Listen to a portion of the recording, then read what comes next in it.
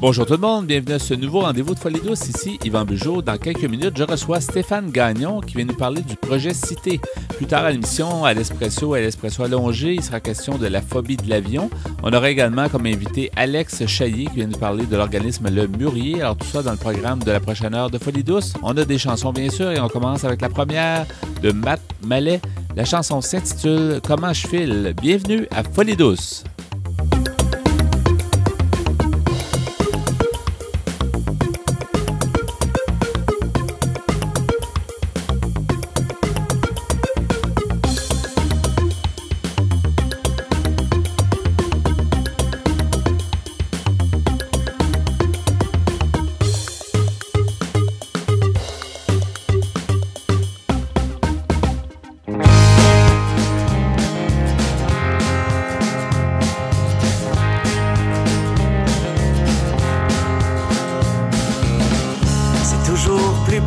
Début, le soleil brille, les oiseaux chantent, on s'apprivoise tranquillement, on s'échange un peu de notre temps. Moi je veux t'aimer au complet, t'inquiète, je sais que personne n'est parfait, mais le temps passe et parfois tout change, notre histoire perd un peu de sa romance. Et quand tu t'enfermes dans la chambre et que tout à coup, c'était comme si tous les malheurs du monde pesaient sur tes épaules, que t'en ressors comme un coup de vent, avec les éclairs dans les yeux, comme si tout ce qui te tombait dessus était toujours de ma faute. Prends-moi comme je suis ou ben déguerpis, je me laisserai pas manger la laine sur le dos. Non, j'ai mieux à faire que de jouer aux inutiles aux quatre coins de ta vie, d'agir comme un clown devant tes amis. Je me prends pas la tête, je te dis juste comment que je file. Comment que je fais?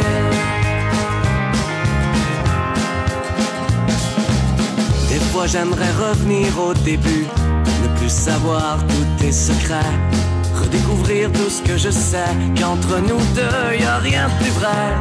Goûter encore la première fois, sentir un peu la gêne quand je te vois, puis qu'à la moindre chose qui tourne pas rond, tu me pointeras pas du doigt. Prends-moi comme je suis ou ben déguerpis, je me laisserai pas manger la laine sur le dos. Non, j'ai mieux à faire que de jouer aux inutiles aux quatre coins de ta vie, d'agir comme un clown devant tes amis. Je me prends pas la tête, je te dis juste comment que je fais. Comment que je fais. Je te dis juste comment que je fais. Je te dis juste comment que je fais.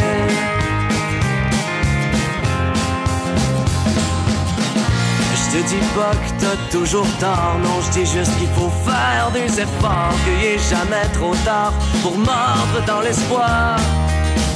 Arrêtons de faire les snobs, aimons-nous pour qui nous sommes, rendons les choses plus faciles et un peu moins hostile. Prends-moi comme je suis ou ben déguerpis, je me laisserai pas manger la laine sur le dos. Non, j'ai mieux à faire que de jouer aux inutiles aux quatre coins de ta vie, d'agir comme un clown devant tes amis. Je me prends pas la tête, je te dis juste comment que je file. Comment que je file. Je te dis juste comment que je file. Je te dis juste comment que je fais. Je te dis juste comment que je fais. Vous êtes branchés sur Folie douce. Soyez au courant des multiples thèmes de la santé émotionnelle. J'accueille maintenant mon invité qui est Stéphane Gagnon. Bonjour, M. Gagnon. Bonjour. Bienvenue à l'émission Folie douce. Vous êtes conseiller clinique au niveau des programmes des troubles psychotiques à l'Institut universitaire en santé mentale de Montréal, oui, communément appelé IUSMM. Oui, c'est ça. Alors, c'est intéressant de vous avoir. On va parler d'un projet qui s'appelle le projet Cité. D'abord, présentez justement le projet, pourquoi avoir créé ce projet-là et qu'est-ce que ça fait, Projet Cité, en fait? Ben oui. Alors, ça remonte environ, je vous dirais, à 3-4 ans, à l'Institut universitaire en santé mentale de Montréal. Au niveau du programme des troubles psychotiques, on se posait la question, les services à développer dans l'avenir pour répondre le plus efficacement, le plus adéquatement aux besoins des gens qui sont pris avec un trouble mental grave qui est la psychose. Donc, quel type de service on devrait développer? Alors, on s'est arrêté, une équipe de travail, et on s'est dit, une des choses qu'il faudra absolument faire, c'est être capable d'intervenir plus rapidement. Donc, à partir du moment où la maladie émerge chez quelqu'un, d'être capable de le détecter rapidement pour qu'il y ait les soins spécialisés le plus rapidement possible. Ouais. Donc, ça, c'était une des choses vraiment qui était fondamentale à la base du projet Cité. Mais on s'est dit aussi, il y a quand même des gens chez qui la maladie va progresser de façon telle qu'il va y avoir encore plus de pertes au niveau du fonctionnement. Donc, il faudrait aussi être capable de créer des services pour les gens pour qui la pathologie va être plus complexe. Donc, le projet Cité, ça fait un peu image, on voulait être dans la collectivité, mais c'est un acronyme aussi pour Centre d'innovation, de traitement et d'expertise au niveau des troubles psychotiques. Donc, à la base, l'idée, c'était ça. Si je vous présente un petit peu maintenant en quoi ça consiste. Ouais.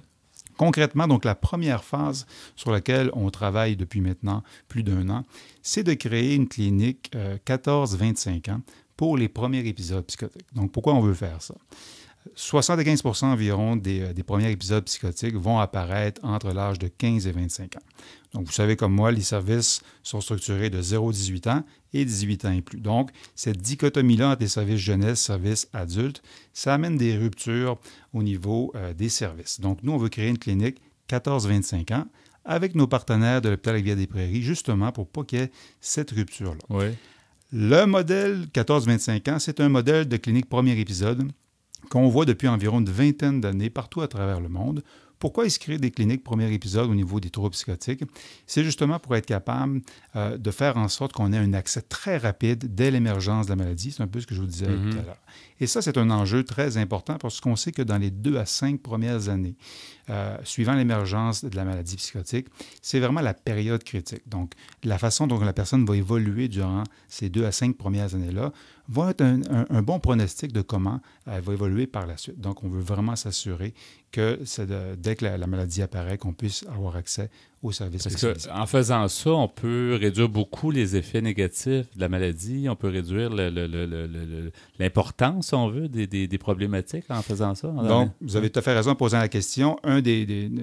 Une des particularités des troubles psychotiques, dont la schizophrénie, pour que les gens puissent s'y retrouver, c'est vraiment l'impact qu'on appelle biopsychosocial qui est majeur. Donc, la perte de fonctionnement. La personne, soudainement, n'est plus capable d'aller à l'école, n'est plus capable de travailler, tout ça.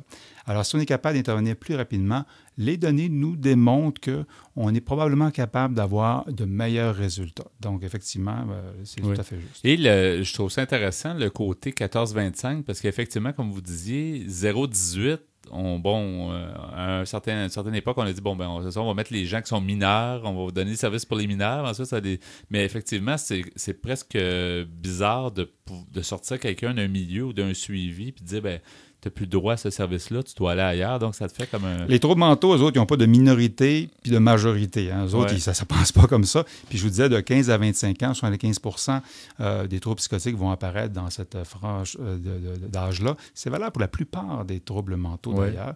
Puis on sait que les gens, en plus, vont tarder avant d'aller chercher des services.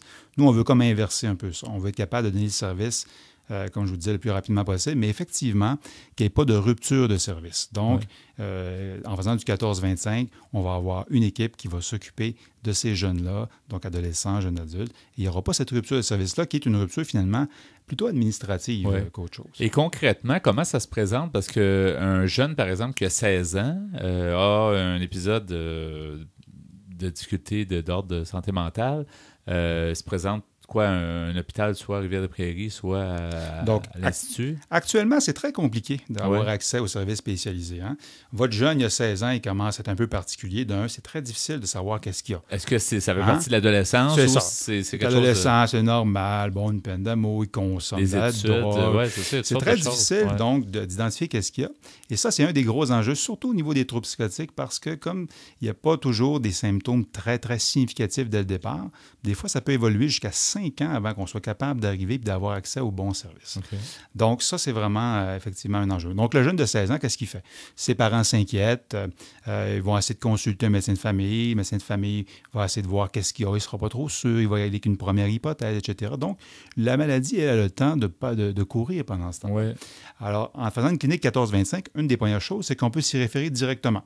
Vous et moi, vous avez un proche, vous vous inquiétez. La personne elle-même s'inquiète, elle peut appeler directement et la clinique va faire l'évaluation elle-même. Donc, il n'y aura pas de passer par le médecin de famille, avoir une référence médicale pour ensuite être référé à un guichet d'accès qui, lui, va te référer à un module d'évaluation. Voyez-vous un peu toute la trajectoire qui fait en sorte que c'est tout autant d'étapes où est-ce qu'on peut facilement décrocher du service puis qui allonge la durée de psychose non traitée. Ouais. Donc, quelqu'un qui a un doute que son enfant, il y a quelque chose qui étrange, puis ça semble pas être les problématiques peut-être rencontrées selon l'âge, peut s'adresser. Mais est-ce que c'est un lieu physique, la clinique? Donc voilà, donc la clinique n'existe pas encore. Donc, elle est toujours à l'état de projet, exactement. C'est d'ailleurs un projet qui a été retenu parmi les pratiques de pointe de l'Institut, donc c'est un projet en développement.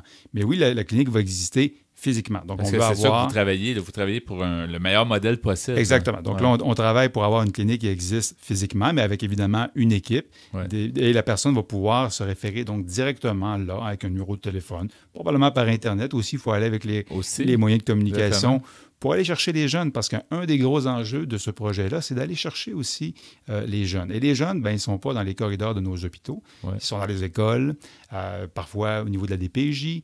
Donc, il faut être capable d'aller chercher d'aller voir les intervenants là où sont les jeunes pour faire connaître ce qu'est un trouble psychotique, comment ça peut se manifester, mais aussi pour faire connaître notre service.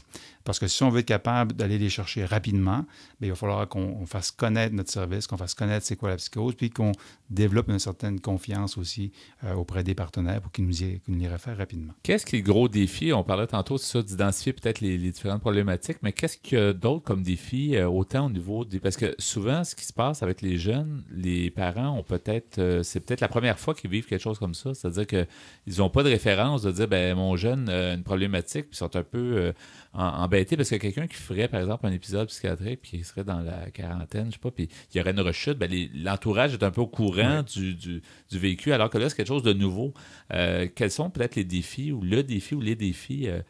Alors, le défi, je pense qu'il est minimalement double, c'est-à-dire de reconnaître ce que c'est. Donc ça, à savoir quelle porte aller frapper, quel intervenant devrait consulter. C'est pas facile. La stigmatisation qui vient aussi avec toute la maladie mentale. Les gens vont hésiter. Dans certaines cultures, vont hésiter encore plus que dans d'autres. Donc, il y a tous ces enjeux-là qui sont vraiment là. Donc, l'aspect de la stigmatisation, de la reconnaissance. Et un coup que le jeune est rendu au service, il y a toute la question d'engagement, parce que la reconnaissance de la problématique, ça fait partie des troubles psychotiques, pour ceux qui s'y connaissent un peu. Donc, la personne elle-même a de la difficulté à reconnaître qu'elle vit une problématique. L'entourage a de la difficulté à savoir ce qui se passe. Bien souvent, les intervenants de première instance vont être embêtés eux-mêmes.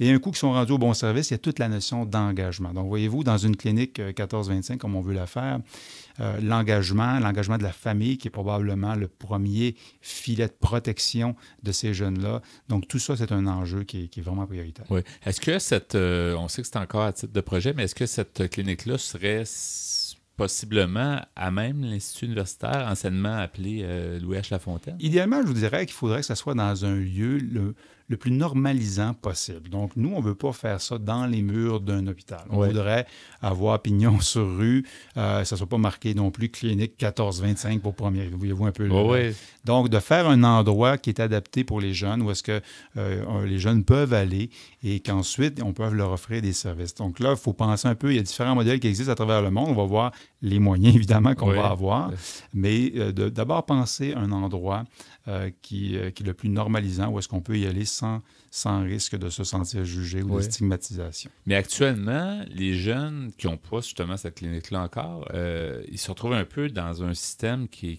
est plus ou moins adapté. Là. Ils vont frapper à l'urgence de l'hôpital. Alors, exactement. Ils vont soit frapper à l'urgence quand la crise est vraiment très manifeste. La plupart passent par l'urgence, chose que nous, on veut aussi éviter. On voudrait que la plupart ne passent pas par l'urgence. Parce que quand on consulte par l'urgence, souvent, on n'y va pas nécessairement parce que ça nous tente, donc avec des ordonnances de cours, des ordonnances légales. Puis il y a des données qui démontrent que lorsque le premier contact avec les services passe par les services d'urgence, bien que les gens d'urgence soient très bien intentionnés, c'est souvent corrélé avec avec moins de satisfaction, mais aussi avec un moins bon engagement par la suite. Donc, nous, on veut essayer de pouvoir rencontrer ces gens-là avant la grosse période de crise. Donc, actuellement, les services qui existent, il y a quand même de bons services, tant au niveau des 18 ans et moins que des 18 ans et plus. Nous, à l'Institut, on a un programme de premier épisode pour les 18 ans et plus. mais qui est à l'intérieur de l'hôpital et qui marche encore avec toute une difficulté d'accès liée à l'organisation de nos services qui veut qu'on passe d'abord par un omnipraticien, etc. Donc, ça, c'est des frontières que dans ce projet-ci, on veut abolir. Oui. M. Gagnon, est-ce que la façon d'approcher la santé mentale, puis est-ce que ça a beaucoup évolué depuis on a eu à un moment donné des périodes où c'était vraiment très, très tabou, mais ça a été aussi peut-être difficile d'avoir des traitements, ces choses-là. Est-ce qu'aujourd'hui, c'est mieux? Ouais? Bien, je pense que ça continue à évoluer. Je ne pense pas qu'on est rendu au maximum de ce qu'on peut aller. Je pense que vous parliez un peu des tabous, de toute la stigmatisation. On en parle beaucoup plus aujourd'hui qu'on en parlait il y a 40 ans, bien que là, 40 ans, c'était à peu près mon année de naissance, mais on sait bien que dans le passé, le tabou entourant la maladie mentale faisait en sorte qu'on avait beaucoup moins accès aux services. Maintenant, je pense que les gens sont plus sensibilisés, probablement plus sensibilisés à certaines maladies encore plus courantes, comme la dépression, par exemple, qu'on entend beaucoup parler dans les médias. Nous, ça va être un enjeu. Les troubles psychotiques, ça reste un peu plus obscur. Malheureusement, on entend parler souvent quand arrive un drame, ce qui fait très mauvaise presse, d'ailleurs, aux troubles psychotiques, parce que en général, les gens qui ont un problème de schizophrénie ou un trouble psychotique apparenté ne présenteront pas de violence, ne présenteront pas de problèmes de comportement, comme on peut le voir quand c'est très médiatisé. Donc, il reste encore quand même du chemin à faire à ce niveau. Et ça, c'est demeurer, peu importe les intentions, peu importe on en parle partout, on essaie de démystifier, mais il y a toujours cette espèce de peur de dire santé mentale, de dire que ça passe pas, c'est difficile à passer. Puis c'est un défi constant, je pense. Bien, c'est difficile à passer pour la société, mais c'est difficile à passer pour l'individu aussi, parce que quand on est en rupture de fonctionnement, on ne sait pas ce qui se passe. C'est un peu paniquant. C'est paniquant, tu es dérouté, tu te demandes qu'est-ce qui t'arrive, tu te reconnais plus, tes pères ne te reconnaissent plus, ta famille ne te reconnaît plus. Donc, c'est déroutant en soi. Ouais. Donc, au-delà du jugement social, il y a de s'orienter soi-même à savoir qu'est-ce qui se passe, puis après ça, être capable de demander de l'aide, ce qui est toujours une autre étape. Oui, bien, merci beaucoup de votre présence. J'espère que ce projet-là verra le jour concrètement. C'est-à-dire qu'on aura vraiment un lieu et puis une approche qui va être justement adaptée aux jeunes prochainement pour le projet Cité. On va suivre ça avec intérêt. Bien, on le souhaite. On y travaille ardemment. Merci beaucoup, M. Gagnon, donc d'avoir été des nôtres. Merci à vous. À la prochaine. Au revoir. Au revoir.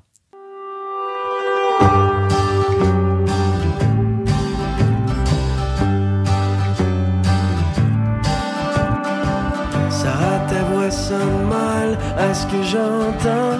T'as le cœur patché comme les rues de Montréal. T'as beau le traiter de salaud, de chien sale, c'est quand même toi qui as dit c'est fini, faut que je m'en aille.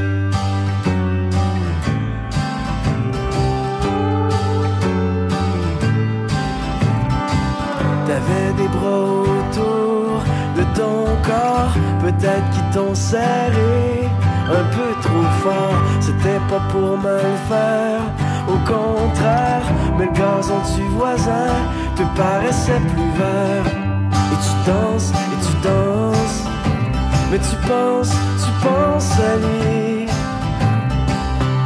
Et tu chantes la la la la.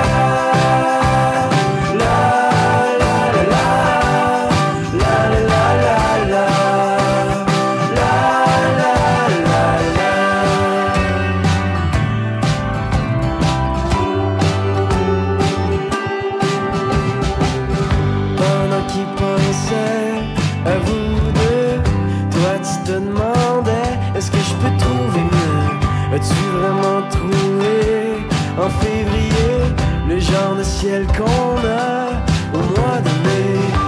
Et tu danses, mais tu penses à lui. Et tu chantes la la la la.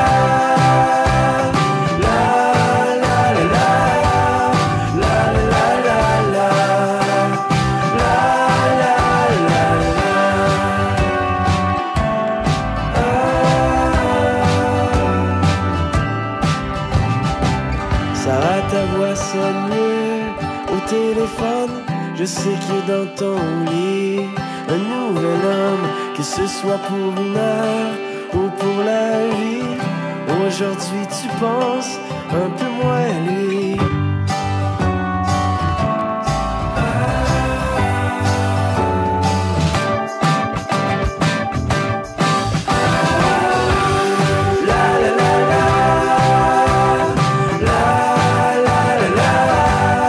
La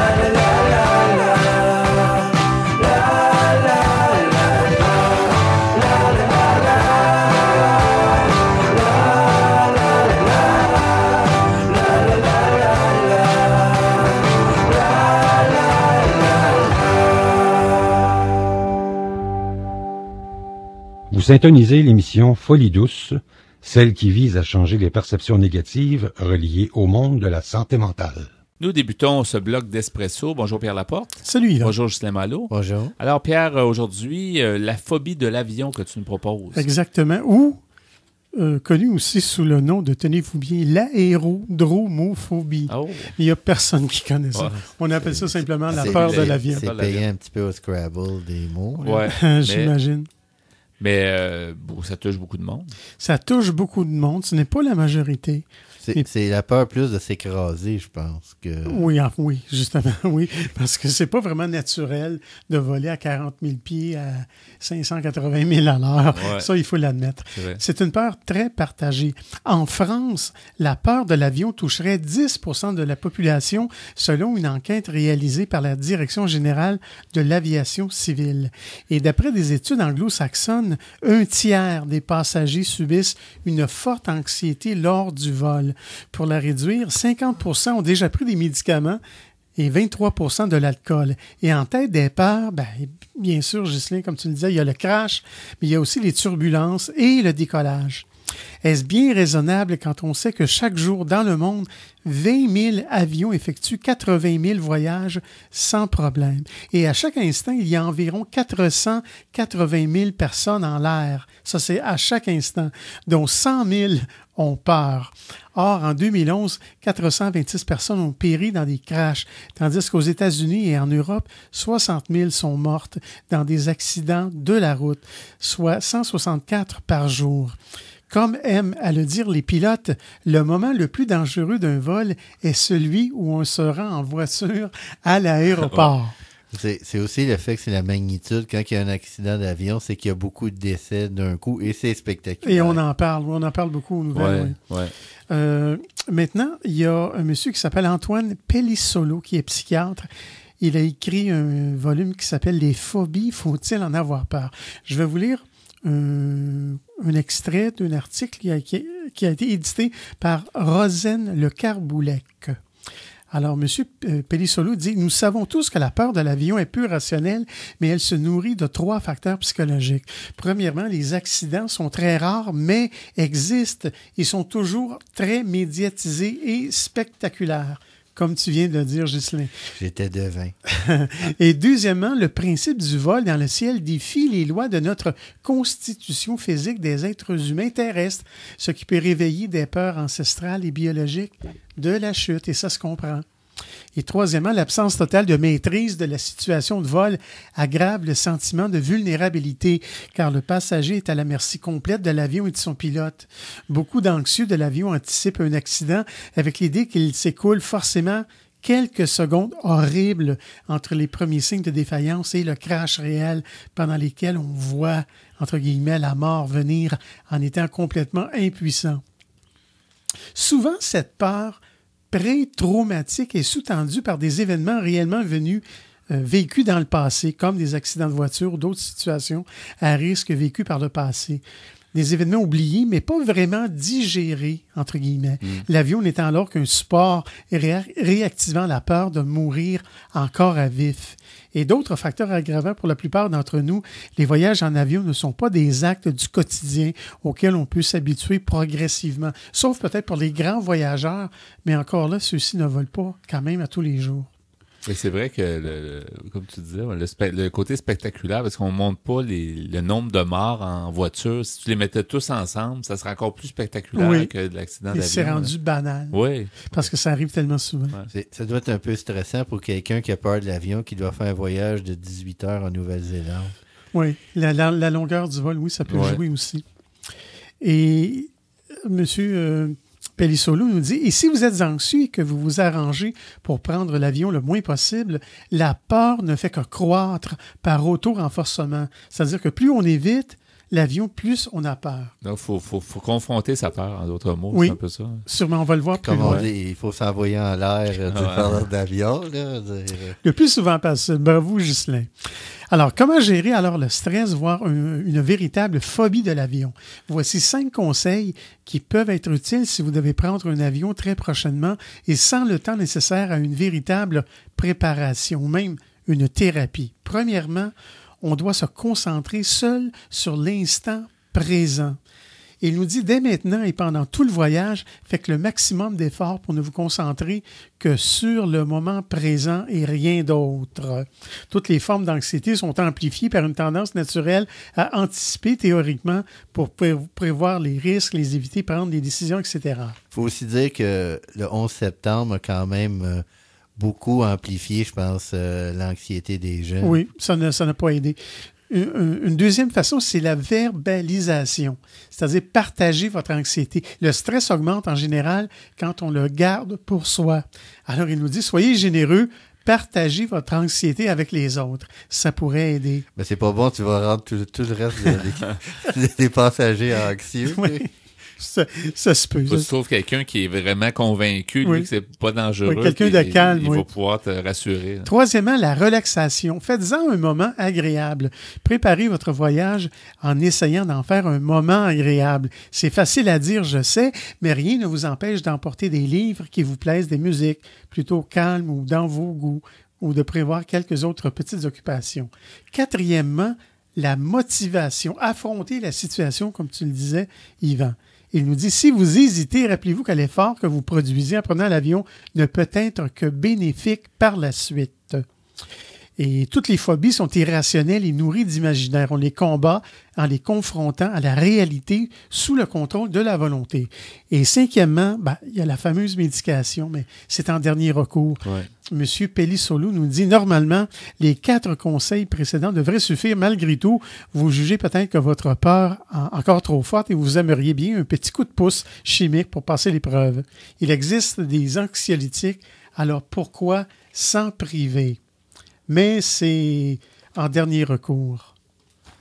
Parfait. On va poursuivre d'ailleurs sur le sujet un peu plus tard à l'émission. Donc, à l'Espresso allongé, demeurez des nôtres à l'émission Folie douce.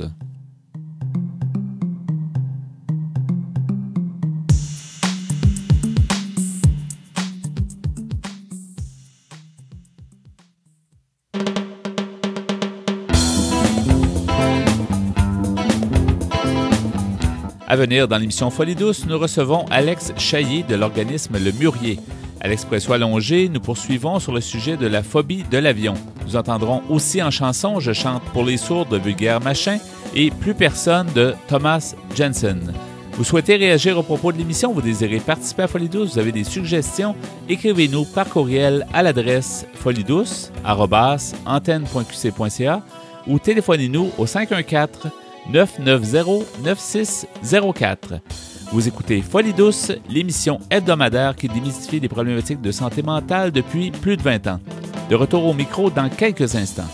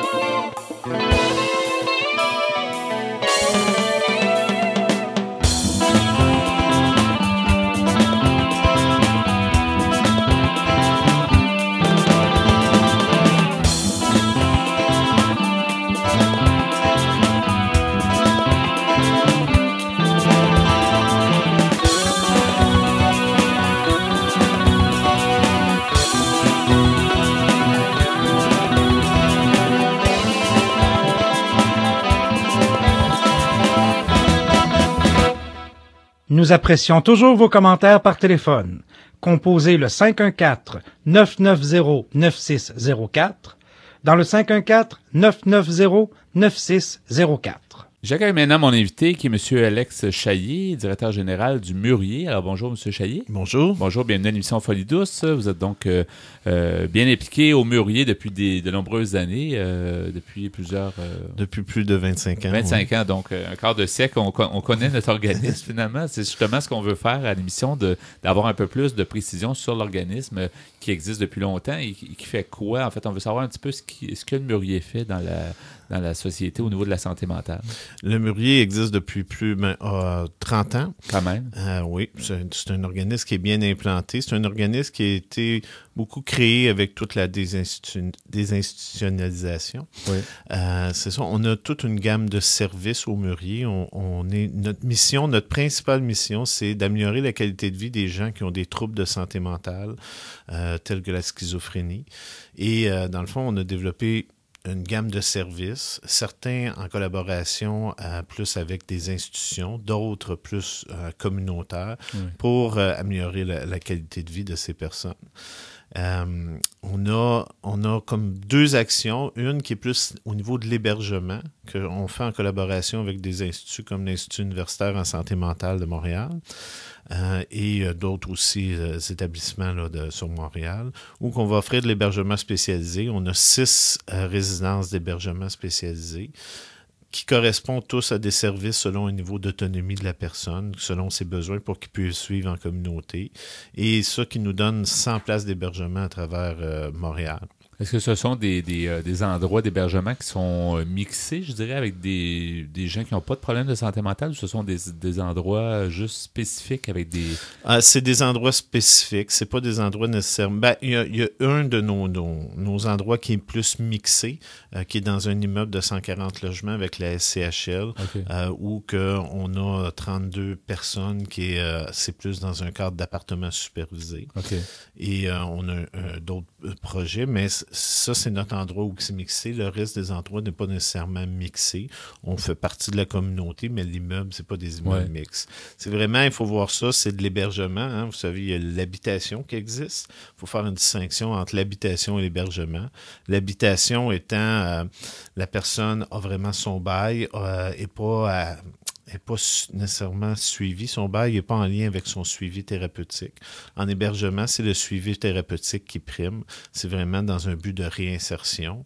Il n'y a pas nécessairement de bail. C'est plus une continuité, dans le fond, au traitement. Oui. Et c'est ça. Nous, on est plus dans ce domaine-là.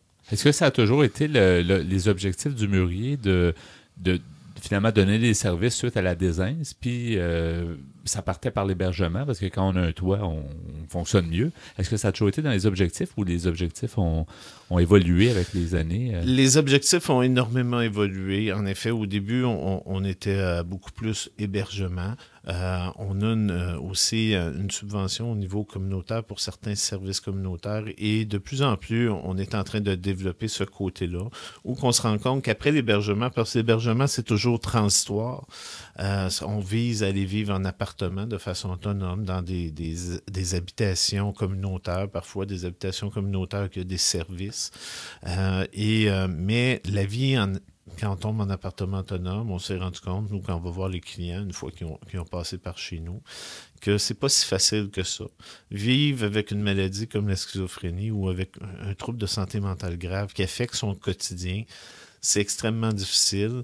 Et c'est en discutant avec ces anciens clients-là qu'on avait, on s'est rendu compte qu'il y avait besoin de services, mais pas nécessairement de services d'intervention, pas un intervenant qui va venir plus voir pour coacher ta vie, mais de services de soutien au quotidien. Et il y en a qui disaient, écoutez, moi, j'ai rien à faire, j'aimerais ça plus avoir des activités, mais en même temps, j'ai pas envie d'aller au centre de jour parce que j'ai pas envie juste de faire du dessin, j'ai pas envie de faire juste des activités de groupe, que pour certains, ça peut leur plaire, mais pour d'autres, non. Fait qu'on a commencé à développer aussi du travail adapté, où on disait, ça se rapproche un peu plus du bénévolat. On dit le mot travail parce que les gens, pour eux, ça devient leur travail, mais on est plus dans du bénévolat, du vocationnel. Là. Il y a plusieurs mots pour ça. Ouais. Je ne sais jamais lesquels vraiment utiliser, mais c'est vraiment pour que la personne fasse des activités. Fait qu'on a un secteur plus entretien bâtiment, où on amène les gens dans des ressources d'hébergement, ou qui font des fois 3 heures semaine ou 6 heures semaine. C'est des blocs d'heures selon leur capacité. Et là, ils aident à l'entretien des immeubles, ils aident, ils font des fois de la peinture. Fait que ça, c'est le service entretien bâtiment. Et on a un autre service qui s'appelle la fabrique à bouffe, qui est une cuisine de production où on fait des des repas dans justement l'immeuble que je vous disais, là, l'immeuble de la SHDM, Ouais. 140 logements, pour les gens qui habitent là. Les résidents qui en ont besoin, Oui, qui commandent. c'est ça. là, ouais. Avec des gens, justement, qui ont des problèmes de santé mentale, qui veulent essayer des choses, veulent expérimenter. On est plus dans l'expérimentation. Ouais. On n'est pas dans le retour à l'emploi. On est dans pré-employabilité. Vraiment dire, j'expérimente. Je veux voir c'est quoi je suis capable, c'est quoi je peux faire. Puis si la personne, elle se découvre une passion, elle se découvre aussi des capacités qu'elle ne s'attendait pas à avoir, on va la référer à des organismes qui font vraiment de l'insertion à l'emploi. Donc, c'est un peu en fait, c'est un peu un modèle que vous vous êtes peut-être donné de dire on va toucher à plusieurs choses, puis on va comme aider les gens à développer leur potentiel sans se spécialiser concrètement. Il y a des organismes qui font que ça. Ils vont dire on va faire, nous, par exemple, un service de nourriture, mais vous semblez avoir une plus grande palette, là, en fait, d'activités. Oui, on a une plus grande palette, toujours justement pour les gens qui ont des troubles de santé mentale graves, qui affectent vraiment leur quotidien. Dernièrement, ce qu'on a parti depuis 3 ans, c'est plus au niveau de la lutte contre l'insécurité alimentaire. C'est à cause, justement, en discutant avec nos clients qui sont passés dans un mode autonome, ils disaient, tu sais, quand j'habitais dans une ressource d'hébergement, ben l'intervenant était là, il faisait manger avec nous, ou encore des fois, il y a certaines ressources qui ont un cuisinier, ou il y a différents modules pour t'aider et que tu te nourrisses. Mais il dit, en appartement, il dit, c'est plus le cas, c'est plus difficile. Ils sont laissés à eux-mêmes. C'est ça. Puis là, on a tendance à toujours mettre la maladie, mais quelqu'un, déjà, vivre seul, c'est difficile de se faire à manger. Vivre seul, quand aussi on a des difficultés, je veux dire, moi, j'ai une grippe, puis j'ai de la misère à me faire à manger. Je vis pas seul, j'ai quelqu'un qui me fait à manger. Elle n'est pas toujours contente. Mais ça aide. Là, c'est ça l'aide. Il y a des difficultés qui appartiennent à l'être humain, qui n'est pas nécessairement en lien avec la maladie, mais que comme la maladie est là, mais ces difficultés-là sont encore plus présentes. Ouais. Un manque de mobilisation, un manque, à un moment donné, c'est de savoir-faire, mais parce qu'on le fait plus. Parce qu'on était habitué de ne pas le faire, finalement, puis d'être toujours bien traité. C'était bien à ce moment-là, mais la réalité d'aujourd'hui, la personne se retrouve seule, elle a besoin d'aide. C'est ça, fait qu'on a développé, là, dernièrement, c'était plus vraiment l'insécurité alimentaire, et parce qu'on s'est rendu compte que chez la population de Montréal, ben ça, on le sait, il y a une statistique. Chez la population de Montréal, c'est 16% de la population qui vit dans l'insécurité alimentaire, là, si je me trompe pas, ou 12%, je suis plus sûr. Là. C'est pas étonnant là, qu'il y a quand même une bonne partie. proportion. Ouais. Par contre, chez les gens qui ont des troubles graves de santé mentale, qui vivent en communauté, ça, on estime que ça augmente des fois jusqu'à 40, peut-être plus. On n'a pas d'études pour le prouver, mais c'est ça qu'on voit. Et c'est réellement, ils sont plus touchés. Mais de toute façon, les gens qui ont des troubles de santé mentale grave sont toujours plus touchés que les problématiques de notre société que la majorité de la population. Ils sont plus surreprésentés en itinérance, surreprésentés au niveau, si on prend les punaises de lit, toutes les difficultés, parce que pour eux, la vie, c'est plus dur. Fait qu'on a commencé à penser à plus développer de l'aide qui est non spécialisée, qui va venir aider, mais là, se cuisiner ensemble, c'est ça, on envoie une cuisinière à domicile chez la personne pour justement travailler ça. Et maintenant, on a parti un club, c'est-à-dire qu'une fois que la personne a suivi ses cours à domicile, ses ateliers, c'est pas des cours que la cuisinière fait dans la réalité de la personne, on l'amène à participer à un club avec d'autres aussi participants et des bénévoles, des gens de la communauté qui veulent aider. On fait du jumelage à travers ça. On fait aussi, on va visiter d'autres organismes non spécialisés comme des banques alimentaires qui viennent et ça crée des liens. Ces gens-là se créent des liens. Parce que quand souvent un trouble de santé mentale grave, c'est tout le lien, la confiance pour continuer. On crée un réseau, dans le fond. Les gens manquent de réseau, souvent manquent de ressources alentour d'eux, alors ça les aide à avoir un réseau. Là. C'est exactement, et souvent, mais moi, ce que je dis, là, la grande réussite à l'approche comme cuisinons ensemble, c'est dire, les personnes qui ont reçu ces services-là, ils en étaient fiers. Ils en parlaient à leur famille, parce que tu es très fier de dire, j'ai une cuisinière qui vient m'aider chez nous. Puis là, ah oui, tu fais quoi? Ah, tu pourrais-tu m'en faire? On va faire ça ensemble, je vais manger. Mais c'est rare que tu vas dire, j'ai mon intervenant là, qui vient me voir puis qui vient. Ça, c'est plus gênant. C'est plus gênant, alors que l'autre, il y a quelque chose de façon, au niveau de la société, on parle de cuisine, on parle c'est bien vu, puis les gens se disent, c'est bien le chef faire des choses, je me débrouille puis je suis capable de gérer peut-être mieux justement les aliments. C'est la gestion d'aliments aussi, de dire j'achète quelque chose pour faire de la nourriture qui va peut-être me durer puis ça va me coûter moins cher. Il y a ça, il y a cet aspect-là aussi, j'imagine. Oui, c'est exactement ça. Il y a plein de trucs qu'on apprend là-dedans, mais c'est vraiment ce type de soutien-là qu'on est en train d'essayer de développer au Mûrier, à plusieurs niveaux aussi.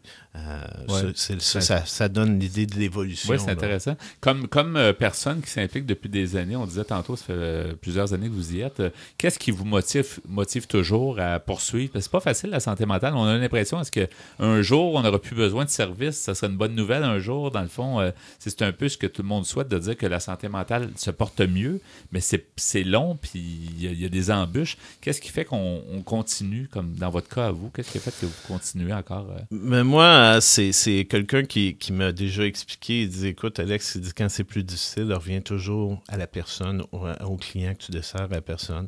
Et en effet, vivre avec un problème de santé mentale, ça demande énormément de courage, de détermination. C'est très fort. Puis pour moi, c'est un peu ça qui m'a toujours tenu à dire, mais au bout de la ligne, c'est eux, ils travaillent, ils affrontent leur maladie, mais nous, on va les soutenir. Ouais. Puis ça devient très motivant. Puis on a des contacts magiques, là. C'est tous des personnes, c'est des personnes comme nous, là, qui sont aussi plaisantes, là. C'est ça qui reste, parce que je pose la question à plusieurs personnes. Souvent, ce qui ressort beaucoup, c'est le côté humain. T'sais. Ce qu'on perd souvent dans le milieu du travail en général. On travaille dans un milieu de travail, puis le côté humain n'est pas toujours aussi présent. Alors que là, on vit avec le côté humain à sa première expression, si on peut dire. Là. Mais c'est ça, au quotidien, on voit, on a à gérer ça. C'est peut-être ça qui tient les gens qui sont impliqués comme vous. Là. Oui, on aide réellement. On aide des personnes qui c'est un grand défi leur vie et qu'ils peuvent arriver à vivre une vie satisfaisante puis à une vie quand même bien heureuse. Oui. Là, et pour nous, c'est très gratifiant. On sent qu'on fait peut-être la différence aussi dans leur vie. C'est ça, c'est une gratification, effectivement. J'aimerais ça qu'on mentionne, si vous voulez bien, les coordonnées, les gens qui veulent en savoir plus, parce que vous avez un site web qui explique certainement qui vous êtes, où vous êtes. Vous êtes situé où, à Montréal? On est situé un peu partout. Nos services, c'est tout dans l'est de Montréal. Nos bureaux sont situés plus au coin de Pineuf, Pierre de Coubertin, dans Chaga-Maisonneuve. C'est le meilleur, c'est notre site Internet qui est le www.lemurier.org. Donc, c'est d'aller le visiter pour mieux le connaître. Site. Puis par téléphone, on pourrait vous joindre à quel numéro? Au 514-254-6110. C'est le numéro du bureau chef. Parfait. Ben, merci beaucoup, M. Chaillier, d'avoir été des nôtres. Bonne continuité au Mûrier. Merci. Et à la prochaine. Merci. Au revoir. Les nerfs abîmés, j'ai un peu trop martelé dans le vide. Malmené par le doute et les cordes vocales en ruine. Si seulement tout ce qu'on prêche, on le mettait en pratique. Ma dernière abstraction dévie toute seule dans l'abîme. Quand je n'ai que l'apathie et la promesse d'en pleurer, je suis mon unique ennemi.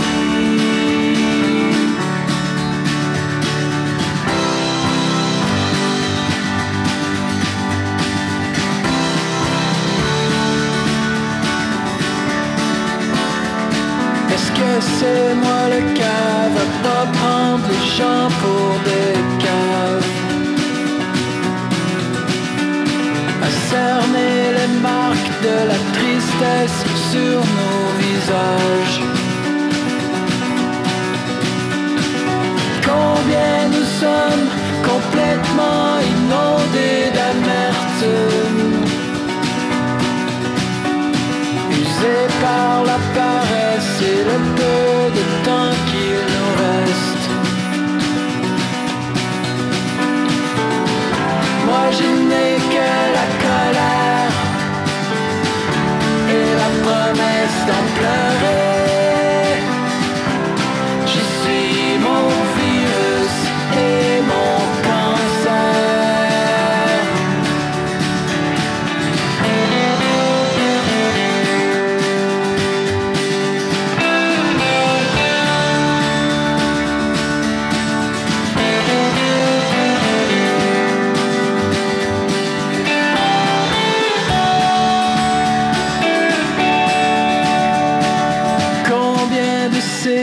De preuves de cette justice entravée.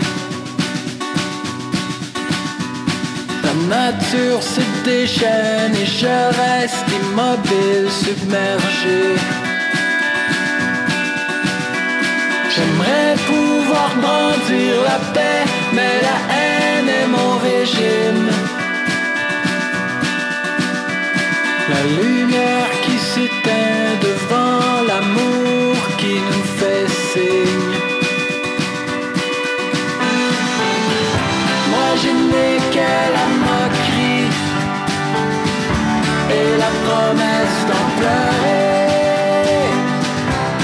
Je suis ma propre satire et je chante pour les sourds.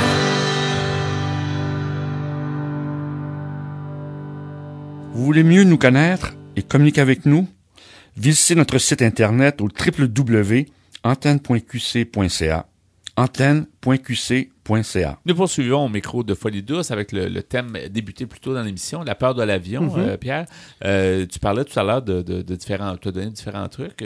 Tu parlais entre autres de vivre le moment présent. Moi, souvent, ce que j'ai remarqué aussi personnellement, ou je pense que ça pourrait peut-être être un truc, c'est de voir un peu la finalité, de dire pourquoi on prend l'avion. On prend l'avion pour se rendre telle place, donc d'essayer de voir pourquoi qu'on le fait. Donc, c'est quelque chose de positif. De se voir déjà les deux pieds dans le sable, par exemple, ou d'aller visiter un pays qu'on souhaite visiter depuis longtemps. Donc, peut-être que ça peut aider aussi à diminuer la peur, dans le sens qu'on dit on fait ça pour arriver à quelque chose de positif. T'sais. Ça peut aider. C'est une idée. Il y a d'autres trucs aussi, comme par exemple, ceux qui ont l'Internet chez eux, il y a des sites Internet qui peuvent vous aider, comme par exemple, il y a un site, c'est un site français, mais dans le fond, c'est le même problème que vivent les Français. Ouais.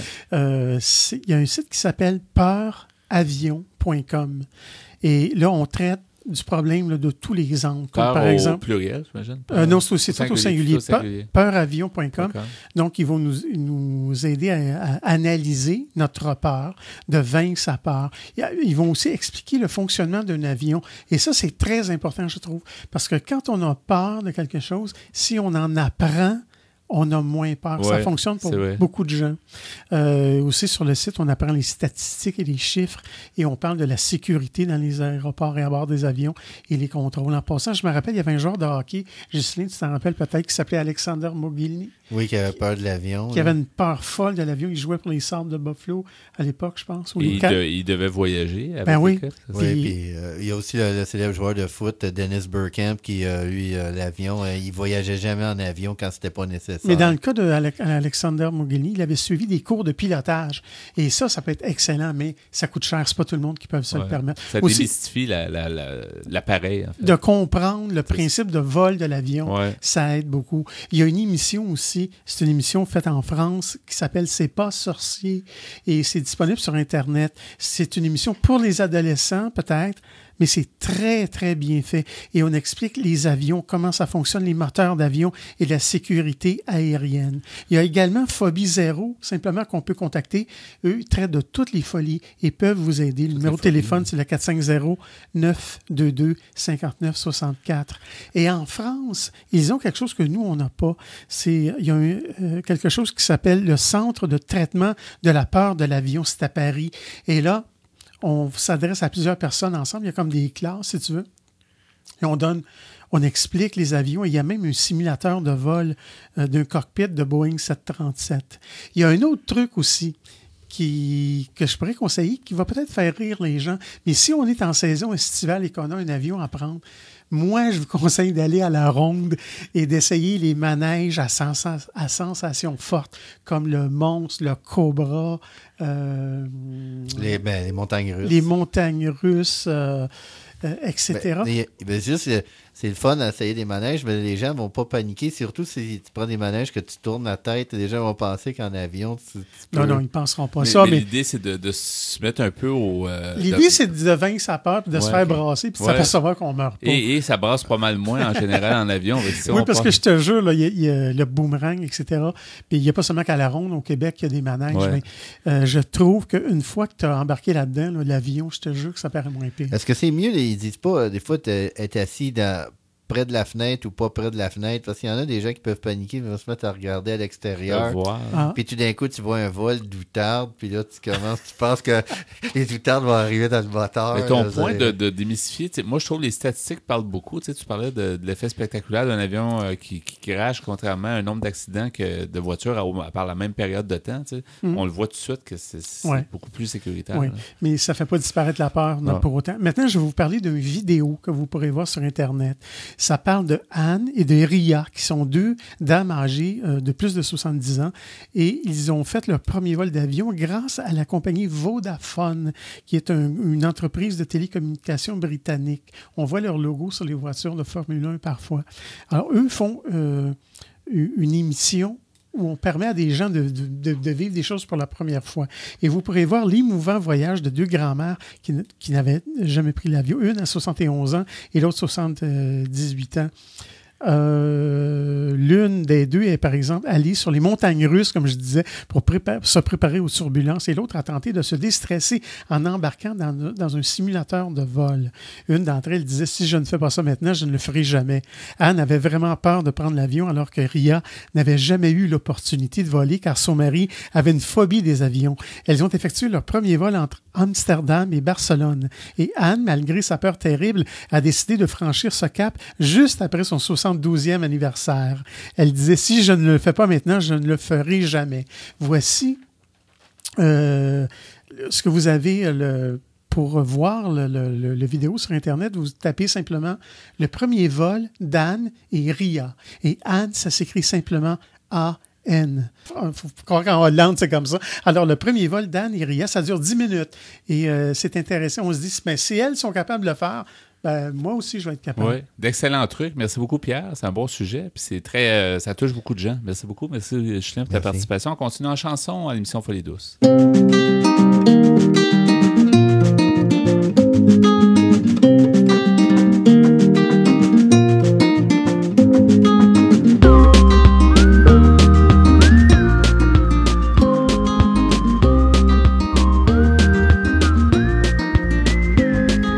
Je ne suis pas quelqu'un de bien, mais toi tu ne vois rien, Je te dis que j'ai le cœur noir, mais toi tu ne veux rien savoir.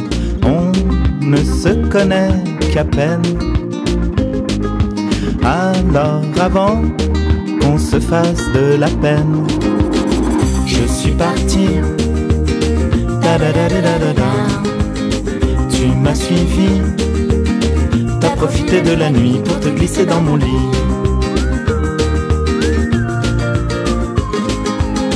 Ne me dis pas que tu m'aimes ou on aura un problème. Moi je n'aime plus personne. Et même si je t'aimais, jamais je ne le dirais. Moi je n'aime plus personne. Tu es parti en courant, je me suis dit il était temps. Moi je n'aime plus personne. Moi je n'aime plus personne. Je ne suis pas quelqu'un de bien, mais toi tu ne voyais rien. Je t'ai dit que j'ai le cœur noir, mais toi tu ne voulais rien savoir. On ne se connaissait qu'à peine. Alors avant qu'on se fasse de la peine, je suis parti. J'ai pas compris. Soudain mon cœur était pris quand je suis revenu par ici.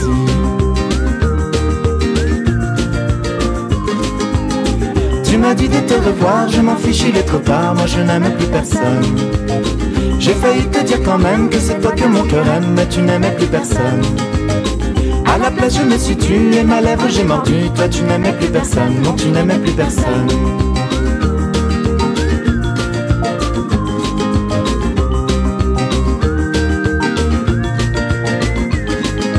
Je n'étais pas quelqu'un de bien, mais toi tu ne voyais rien. Je t'avais dit que j'avais le cœur noir, mais tu ne voulais rien savoir. Tu dis qu'on ne se connaît qu'à peine. Alors avant qu'on se fasse de la peine, tu es parti. Je t'ai suivi. J'ai profité de la nuit pour me glisser dans ton lit. Folie douce est disponible pour écoute sur YouTube. Cliquez le lien sur notre site web antenne.qc.ca. Quelques mots pour terminer cette émission de Folie douce. On va faire d'abord la nomenclature des chansons. Je l'aime à l'eau en ma compagnie. Donc, on a écouté en début d'émission Comment je file. Oui, j'aime pas me tromper, de Matt Mallet. Oui. On a écouté Sarah. De Tremblay. Oui, dans la deuxième demi, on a pu entendre Je chante pour les sourds. Du groupe Les Vulgaires Machins. Et à l'instant, Plus personne. De Thomas Jensen. Et voilà, merci beaucoup pour votre choix musical à toi et à Pierre. Merci pour ta participation également au micro. Merci Pierre Laporte à la mise en onde également. Bienvenue. Et merci aussi pour tes blocs Espresso et Espresso allongé où il a été question de la phobie de l'avion. Je pense que tu as quelque chose à ajouter d'ailleurs. Oui, mais je répète les sites Internet que j'ai recommandés. Il y a le site Peur Avion au singulier, tout collé. Donc, peuravion.com, et il y a aussi l'émission disponible sur Internet qui s'appelle C'est pas sorcier, et vous tapez les avions. Et il y avait le vidéo Le premier vol d'Anne et Ria. Oui, qui est à voir, oui, pour mieux comprendre. Merci beaucoup. Je remercie notre invité Stéphane Gagnon qui nous a parlé du projet Cité. Je remercie aussi notre autre invité, Alex Chailly du Mûrier, qui nous a parlé de cet organisme-là. Je rappelle aussi les coordonnées, le site web www.lemûrier.org et le téléphone pour les joindre 514-254-6110. Donc, c'était le menu de Folie douce cette semaine. C'est Yvan Bugeaud à l'animation. Bonne semaine, Pierre. Salut, Yvan. Et bonne semaine, Ghislain. Bonne semaine. Bonne semaine à tous les auditeurs. À la prochaine. Au revoir.